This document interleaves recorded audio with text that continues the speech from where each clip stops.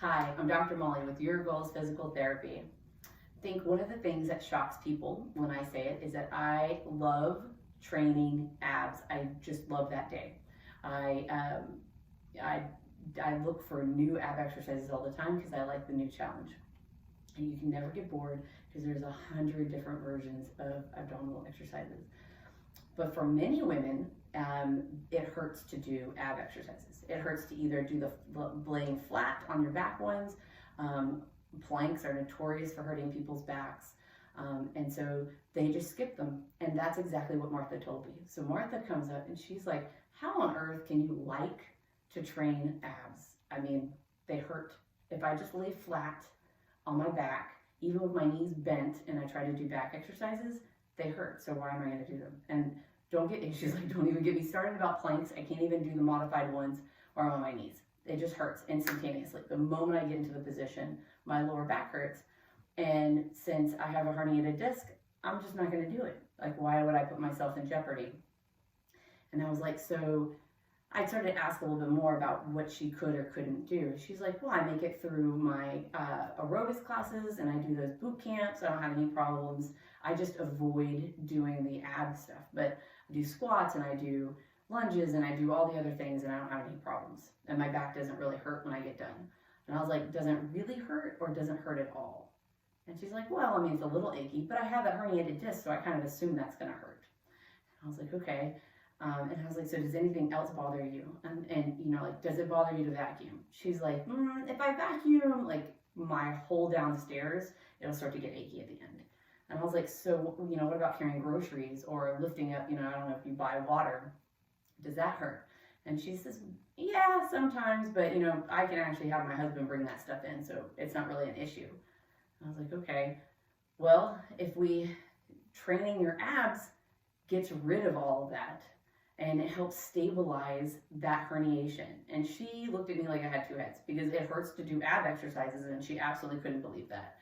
So then I went over and explained to her the anatomy of how abs are actually your abdominal muscles are actually what stabilize your back. It's not the back muscles, which kind of seems counterintuitive, but your spine muscles, the ones that are along your back, are actually only there to help you stay upright. They're only supposed to keep those bones straight. And well, their version of straight because there's a little bit of a curve. But they're just supposed to help keep them statically straight. They're not supposed to help lift you or do much other than stabilize your bones. And so your abdominal muscles are what are supposed to help you move through your environment and keep your back safe and stable. In fact, it's kind of cool, but your rectus, so the pretty beach muscles that everybody knows about, right? That goes from basically your ribs down to your pelvis. And what that does is that helps keep your pelvis in a line, right? So you've heard, you know, so you can have your hips can be forward or they can be back, or maintained in an upright position. And that's all based on how strong or, you know, the length of your rectus abdominis. And then you have something called your transverse abdominis, which runs in a horizontal line around your midsection. And that attaches to your hips and into your ribs as well. And when it tightens, it's like a girdle, right? So that is what helps stabilize you. That's what's supposed to keep you upright when you're lifting things, when you're doing your squats, your lunges. And so if you're having pain, that means one of those muscles is not doing their job. Now, there could be lots of reasons for that, which is what I went into. I was like, it's very complicated to figure out sometimes why your back could hurt because there's so many different things. You figure your pelvis and your abdominal muscles are strengthening and stabilizing everything from basically from here down to your hips. And your hips are made of 3 bones. So right there, that's 3 bones. Your lower back is 5 bones. And then it goes up into your thoracic spine, and that even includes some ribs. So there's a lot of things going on. A lot of places that could just be a little bit unstable or not quite where they need to be, which could be causing the back pain.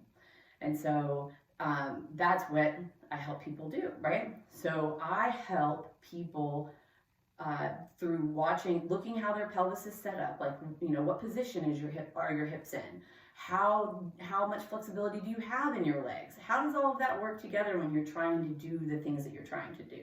And then how stable or effective, rather, are your muscles when you're trying to do those things?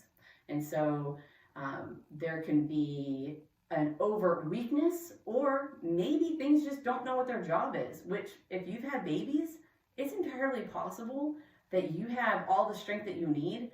Those muscles just don't know what they're supposed to do. And so they're firing out of order. So like this is supposed to go first, and then this is supposed to go. And they just don't know which order to go in.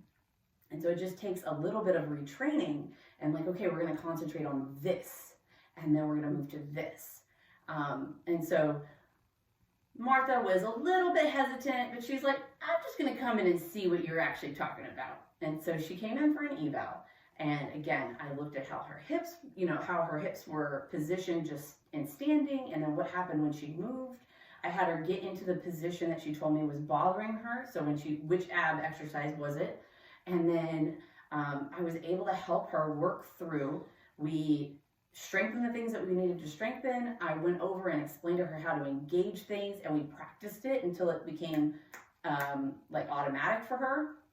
And so now she's great. So now she doesn't have to skip doing the ab routine while she's doing her boot camp classes.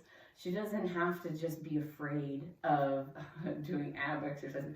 She might not love them as much as I do because, it's me. But she's definitely feeling stronger. She's able to squat heavier. She's able to do more lunges with less problems. And now she can vacuum without any issues.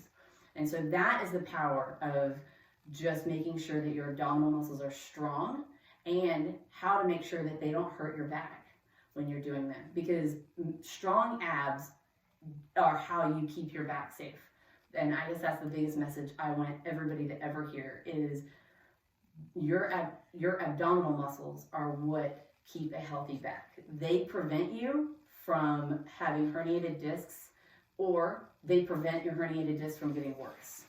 And so if anything was going to be a take-home message, that would be it. And I hope that this information helps. If you have any questions about your specific situation, feel free to send me a message. I would love to hear from you.